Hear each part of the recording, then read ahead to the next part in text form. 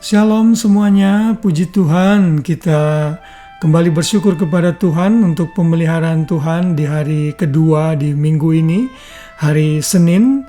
Saya percaya saudara yang bekerja sudah berada di rumah, dan saya percaya dan berdoa agar semuanya tetap semangat dalam menjalani hari-hari kita, sehingga hari-hari kita benar-benar penuh sukacita dan damai sejahtera.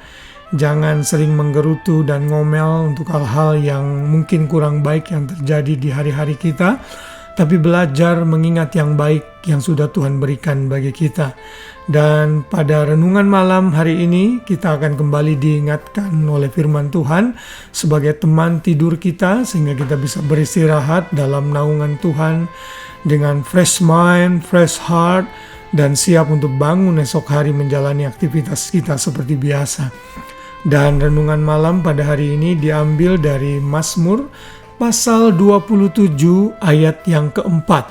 Mazmur ini ditulis oleh Raja Daud tentunya, yang diberi judul dalam Alkitab Bahasa Indonesia, Aman dalam Perlindungan Allah.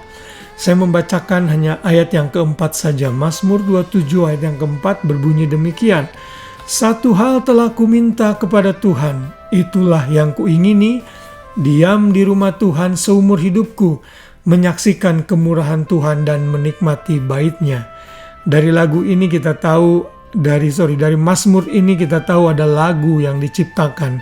Saya yakin kalau saudara sudah mengikut Tuhan cukup lama, saudara tahu lagu ini. Ya, satu hal telah ku minta kepada Tuhan, itulah yang ku ingini,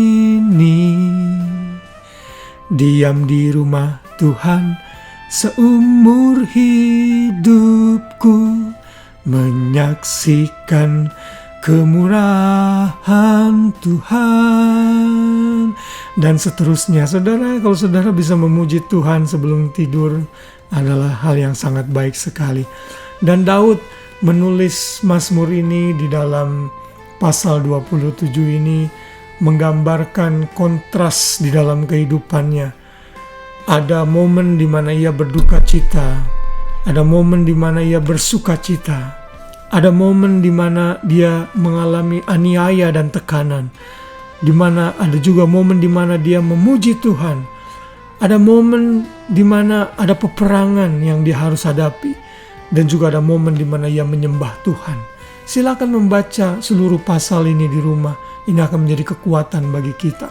Misalnya dalam ayat 1 Daud berkata, Tuhan adalah terangku dan keselamatanku. Kepada siapakah aku harus takut? Tuhan adalah benteng hidupku. Terhadap siapakah harus aku harus gemetar? Inilah Tuhan yang Daud nyatakan dalam pasal ini.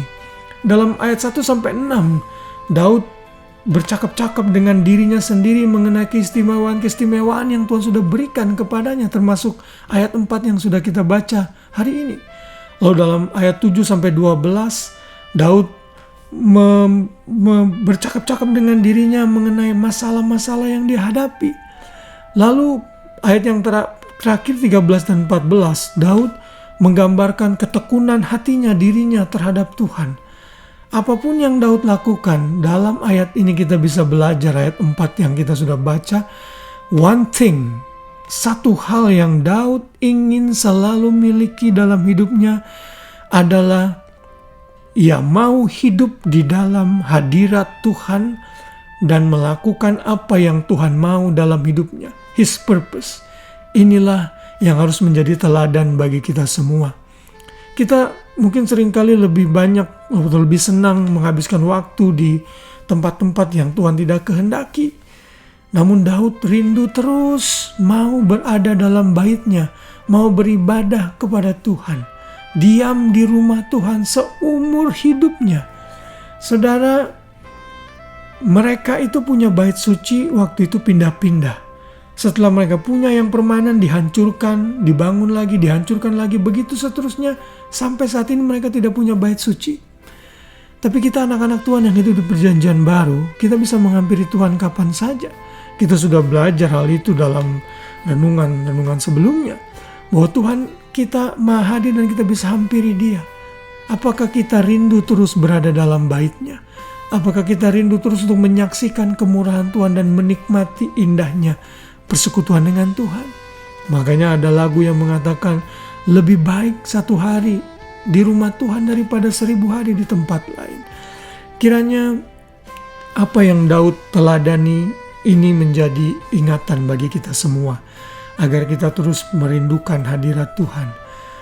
Mari kita minta kepada Tuhan dan koreksi hati kita, agar keinginan kita sama dengan keinginan Tuhan, yaitu diam dalam rumah Tuhan seumur hidup kita dan menyaksikan kemurahan Tuhan, bersekutu dengan saudara-saudara seiman dan menikmati bait-Nya, menikmati indahnya ibadah, menikmati indahnya penyembahan kepada Tuhan.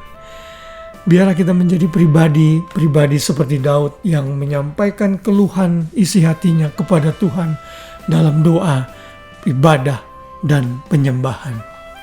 Kiranya renungan malam ini menjadi kekuatan bagi kita semua dan mengingatkan kita betapa pentingnya hadirat Tuhan di dalam hidup kita. Dan kita mau terus berjalan dalam hadirat Tuhan dimanapun kita berada.